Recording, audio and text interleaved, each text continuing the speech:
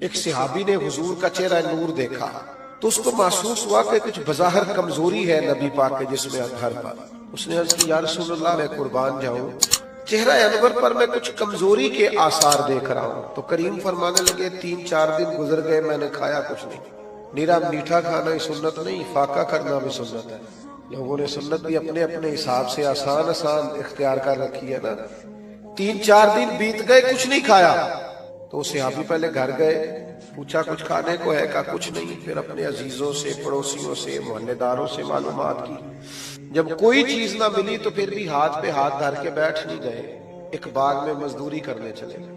اور مزدوری اس طرح کی کہ ایک ڈول پانی کا کنویں سے نکالتے کھیتوں اور پودوں کو دینے کے لیے تو ایک کھجور ملتی۔ انہوں نے اپنی چادر بچھا لی، گرمی بڑی سخت تھی اور محنت کرنے لگے، جسم پسینے سے شرابور ہو گیا، ہاتھوں پہ چھالے پڑ گئے۔ ایک ڈول پانی کا نکالتے ایک کھجور ملتی۔ جب کچھ کھجوریں ان کی چادر پہ جمع ہوئی تو ان کو سمیٹا اور لا کے حضور کی بارگاہ میں پیش کیا۔ نبی کریم صلی اللہ تعالی علیہ وسلم نے ان سے پوچھا تمہیں کس چیز نے مجبور کیا یہ کرنے پر؟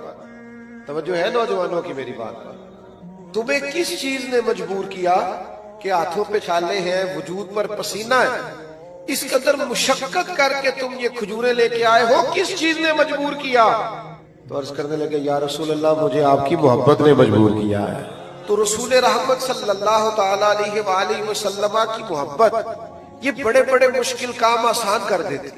انسان پیار میں آگے بڑھتا چلا جاتا اور وہ بڑا کچھ کرتا۔ دیکھیے صحابہ کے لیے کوئی مشکل نہیں تھا اللہ کے راستے میں خیرات کرنا۔ حضرت صدیق اکبر اپنے وجود کے کپڑے بھی اتار کے لے آئے، بوری اور ٹاٹ کا لباس پہن لیا۔ آج کتنا مشکل ہے لوگوں کے لیے۔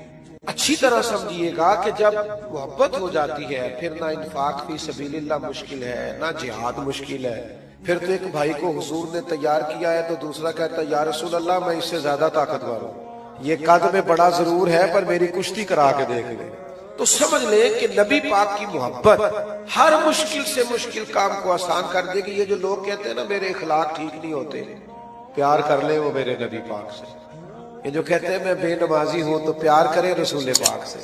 حضور کہیں میری آنکھوں کی ٹھنڈک ہے اور نبی پاک سے پیار کرنے والا نماز نہ پڑھے، یہ ہو نہیں سکتا۔